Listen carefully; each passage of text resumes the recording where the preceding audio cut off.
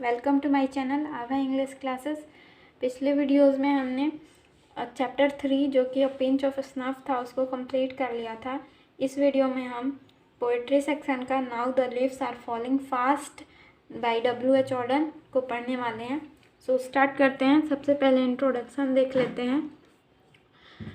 तो वाइस्टन huge Orton, W.H. Orton का full form है वाइस्टन huge Orton 1907 to 1973, who won the Pulitzer Prize in 1948 for his collection The Age of Anxiety। ठीक है, तो जो W.H. Orton है उनको पुलिट्जर प्राइज वो जीते थे 1948 में उनके कलेक्शन के लिए जिसका नाम था द एज ऑफ एनेक्सिटी। ठीक है, तो ये बहुत इंपॉर्टेंट क्वेश्चन है, ये बोर्ड एग्जाम में पूछा जाता है तो आप इसको माइंड में रख सकते हैं। Was a versatile and intellectual vigorous poet. ठीक है, तो ये बहुत ही वर्सेटाइल मतलब इनमें बहुत ही विभिन्नता वाले पोएम थे और पोएट थे और आध्यात्मिक पोएट थे। ठीक है, verse, ड्रामेटिस्टिक, critic, translator and editor. ठीक है, और ये इन्होंने ऐसे ड्रामेटिस्ट के रूप में, क्रिटिक के रूप में, ट्रांजिस्टर के रूप में एंड एडिटर के रूप में भी काम किया है। Poetry to him was a serious game.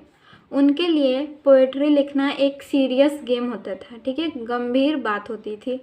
Which should depend people self awareness, जो कि उन लोगों की सेल्फ अवेयरनेस मतलब आत्म जागरूकता के लिए डीपेन से मतलब एकदम गहराई से उनको आत्म जागरूक करती थी लोगों को। इनकी पोएम के थ्रू, ये अपने पोएम के थ्रू लोगों के अंतर मन को जगाते थे, जागरूक करते थे।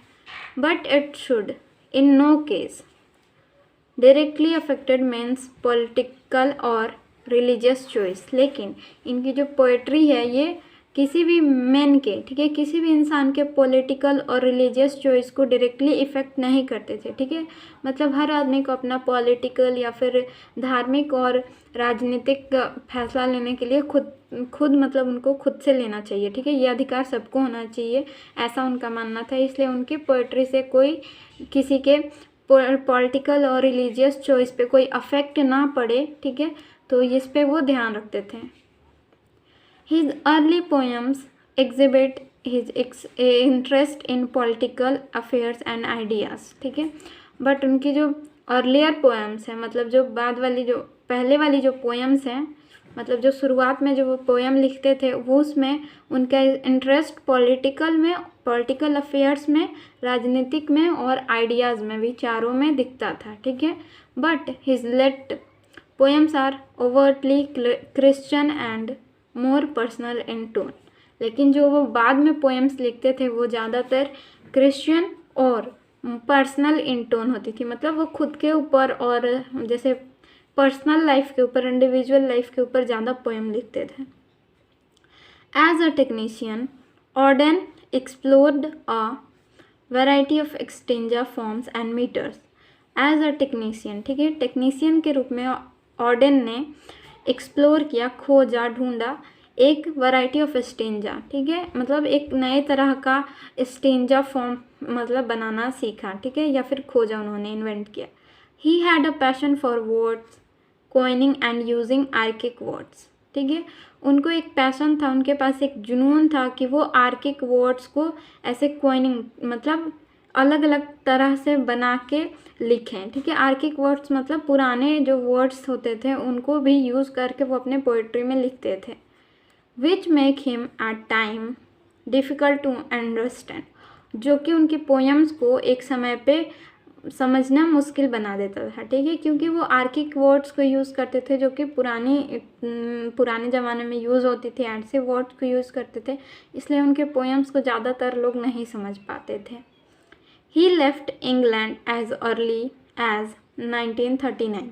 उन्होंने इंग्लैंड को छोड़ दिया 1939 में to settle permanently in the United State, और वो परमानेंटली यूनाइटेड स्टेट यानी अमेरिका में सेटल हो गए।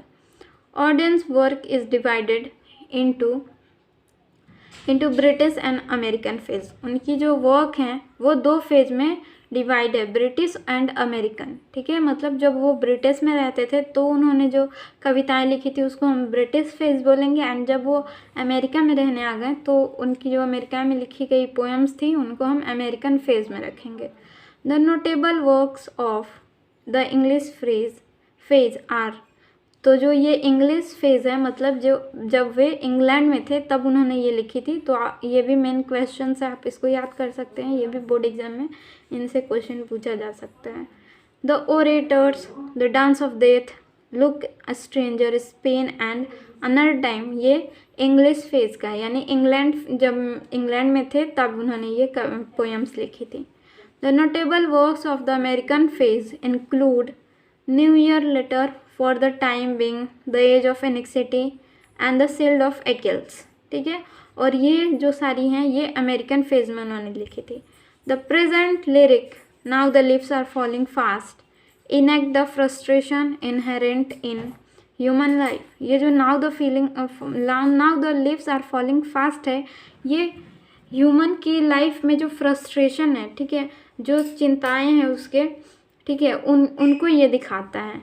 As the aspiration that are not fulfilled, और जो इच्छाएं और जो उसकी चाहते हैं जो कि पूरी नहीं हुई हैं। And the sense of loneliness in which every individual lives and die, और लोनलीनेस का जो सेंस है, ठीक है, लोनलीनेस मतलब अकेलेपन का जो भाव है जिसमें हर व्यक्ति जीता है और मरता है, ठीक है, एवरी इंडिविजुअल, ठीक है। तो आई होप ये इंट्रोडक्शन आपको समझ में आ गया होगा। अब हम पोइट्री को स्टार्ट करेंगे। अब यहाँ से हमारा now the leaves are falling fast poetry start हो रहा है। सो देखते हैं। Now the leaves are falling fast मतलब अब पत्ते तेजी से झड़ रहे हैं। Nurses flowers will not last, और जो नर्स फ्लावर है वो भी नहीं बचेंगे। नर्स फ्लावर का मतलब होता है जो पेड़ होते हैं उसके आसपास जो छोटे छोटे पौधे उग जाते हैं, ठीक है, जो कि उस पेड़ के सहारे बढ़ते रहते हैं, उसको हम यहाँ नर्सेस फ्लावर बोलेंगे, ठीक है। और पत्ते झड़ गए हैं क्योंकि और इसलिए वो नर्सेस फ्लावर भी नहीं बचेंगे, ठीक है। Nurses to the grave are gone, और जो नर्सेस जो हैं वो जो नर्स के जो पौधे हैं वो ग्रेव में यानी कब्र में जा रहे हैं। And the prams go rolling on, और जो प्रैम्स हैं वो भी उसी तरफ बढ़ रहे हैं, ठीक है। यहाँ पे प्रैम्स का मतलब जो छोटे बच्चों की जो घुमाने वाली जो गाड़ी होती है, ठीक है, उसको हम यहाँ पे प्रैम्स बोलेंगे। और यहाँ प्रैम्स जो ये पोएट्री है, इससे जो पोएट हैं W.H. ऑर्डन वो लाइफ को रिलेट कर रहे हैं, ठीक है। यहाँ पे जो भी पेड़ पौधे जो भी हैं लीव्स, ठीक है, पेड़ से ह्यूमन लाइफ को रिलेट करके वो यहाँ पे बताना चाह रहे हैं कि ह्यूमन लाइफ अब जल्दी जल्दी मतलब लोग मर रहे हैं, और जो नर्सेस फ्लावर हैं जो बूढ़े लोग हैं वो भी अब नहीं बचेंगे, ठीक है। और नर्स टू द ग्रेव क्योंकि वो भी अब कब्र में जा रहे हैं। और जो प्रेम से यानी छोटे जो बच्चे हैं, जो न्यू जनरेशन है, वो भी उसी तरफ बढ़ रही है। Whispering neighbours left and right, और जो विस्परिंग नाइबर्स है वो हमारे दाएं और बाएं हैं, मतलब चारों तरफ हैं विस्परिंग नाइबर्स। विस्परिंग नाइबर्स का मतलब हो जाएगा मृत्यु के दूत, ठीक है, मैसेंजर ऑफ डेथ यहाँ पे, ठीक है। Plug us from the real delight, जो हमें हमारे रियल डिलाइट से प्लक यानी दूर कर देते हैं। यहाँ पे प्लक का मतलब होता है तोड़ना, बट यहाँ पे हम क्योंकि ह्यूमन लाइफ से हम रिलेट करें तो यहाँ पे हम दूर यहाँ पे यूज़ करेंगे, ठीक है। जो कि हमारे रियल डिलाइट मतलब हमारी जो ज़िंदगी है, हमारी जो लाइफ है, ये हमारे लिए हमारा रियल डिलाइट है, जिसको वो हमसे दूर कर देते हैं whispering neighbours. And the active hands must freeze, और जो एक्टिव हैंड्स हैं मतलब जब हम मर जाते हैं तो हमारे जो हैंड्स हैं वो फ्रीज हो जाते हैं, ठीक है, बहुत रुक जाते हैं, अब उससे हम कोई काम नहीं कर सकते हैं और बहुत ठंडे हो जाते हैं, ठीक है। तो जो पहले जो हमारे हाथ एक्टिव थे, चल रहे थे, वो अचानक से फ्रीज हो जाते हैं। लोनली ऑन द सेपरेट नीज, और लोनली ऑन द सेपरेट नीज, ठीक है। तो यहाँ पे लोनली ऑन द सेपरेट नीज का मतलब है कि जो हमारे जो हाथ है, जब हम थक जाते हैं किसी काम को करते करते तो हम झुक के अपने दोनों हाथों को अपने दोनों घुटने पे रख लेते हैं, उस सिचुएशन को वो बता रहे हैं, ठीक है। तो उस सिचुएशन को वो हमारे डेथ से कनेक्ट कर रहे हैं, ठीक है, कि कैसे हम थक जाते हैं तो अपने दोनों घुटने पर सहारा ले लेते हैं, वैसे ही जब हम मर जाते हैं तो हमारे हाथ पैर किसी काम के नहीं रहते, ठीक है।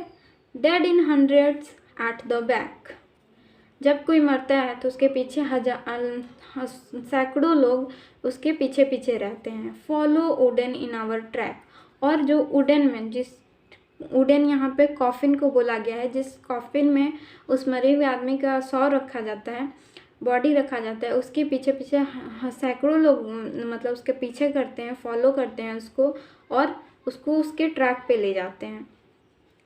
आर्म्स रेज स्टीफली टू रिप्रूव, और जो आर्म्स हैं, ठीक है, जो लोगों के आर्म्स हैं वो भी मुश्किल से उठते हैं रिप्रूव करने के लिए, ठीक है। उनकी उसकी विदाई में भी लोग उसकी रिप्रूव करते हैं, मतलब उसकी बुराई ही करते हैं। In false attitudes of love, in false यानी झूठे एटीट्यूड ऑफ लव, यानी दिखावा करते हैं। उनके जो अंतिम विदाई है उसमें भी वो लोग, हजारों लोग उसके पीछे रहते हैं, फिर भी वो एक्चुअली में बुराई कर रहे होते हैं, लेकिन फिर भी वो फॉल्स एटीट्यूड दिखाते हैं, प्यार का झूठा भाव दिखाते हैं। Starving through the leafless would, और जब लीफलेस हो जाता है कोई पेड़, ठीक है, कोई जंगल जब लीफलेस हो जाता है, बिना पत्तों के हो जाता है, जब पत्ते उसके सारे झड़ जाते हैं, तो वहाँ स्टार्विंग आ जाती है, मतलब भूखमरी आ जाती है, ठीक है। तो trolls run scolding for their food, और जो ट्रोल्स है वो स्कॉल्डिंग यानी चिल्लाते हुए, गुर्राते हुए अपने फूड के पीछे भागता है, ठीक है। यहाँ पे जो ट्रोल्स है इसका मतलब एक क्रिएचर होता है जो कि विकेड अगली क्रिएचर होता है, ठीक है, जो कि एक माइथोलॉजी में ट्रोल्स होता है, ठीक है। बट यहाँ पे जो पोएट है, यहाँ पे ट्रोल्स का मतलब समाज की बुराइयों को बता रहे हैं, ठीक है, कि वो कैसे हमारे पहले कुछ ही मतलब जो समाज की बुराई है वो हमेशा से थी, ठीक है, लेकिन पहले बहुत सीमित जगह के लिए थी, बट अब वो पूरी आसपास पूरी तरफ फैल रही है, ठीक है, मतलब भाग रही है, चारों तरफ वो भाग रही है। And the Nightingale is dumb, और जो नाइटिंगेल है, जो बुलबुल है, जो इसको रोक सकते हैं वो डम बने हुए हैं, मतलब गूंगे बने हुए हैं, कुछ नहीं कर रहे हैं। And the angel will not come, और जो एंजल है मतलब इस बुराई को जो रोक सकता है वो भी नहीं आएंगे। कोल्ड इम्पॉसिबल अहेड, जो कोल्ड ठंडा है, इम्पॉसिबल है असंभव है, और अहेड मतलब आगे है, यहाँ पे लिफ्ट होगा, ठीक है, यहाँ पे ऐसे तो आप इसको एफ बना लीजिए। यहाँ पे lift the mountains lovely head, और जो माउंटेन्स ने यानी जो ऊंचे पहाड़ों ने जो अपना लवली हेड उठाया हुआ है, ठीक है, लिफ्ट किया हुआ है। Whose white waterfall could bless, और जो वाइट वाटरफॉल कुड ब्लेस मतलब जो कोई यात्री है, ठीक है, तो वो जा रहा है, तो जब भले ही उसके रास्ते में जो माउंटेन्स है वो रुकावट है, ठीक है, भले ही वो कितनी भी उसको मुश्किलें होती हैं माउंटेन्स की वजह से, लेकिन उससे होने जो बहने वाला जो झरना है, वाटरफॉल है, उसको वो ब्लेस करता है, मतलब पानी देके उसका जान बचाता है, तो एक तरह से उसको ब्लेस करता है। Travellers in their last distress, और जो ट्रेवलर है उसके लास्ट डिस्ट्रेस में मतलब अंतिम मुश्किल में, ठीक है, उस वही वाटरफॉल उसकी हेल्प करता है, ठीक है। आई होप ये आपको समझ में आ गया होगा। Now the leaves are falling fast. If you like the video please subscribe the channel and share the video and also comment in the comment section. Thank you for watching.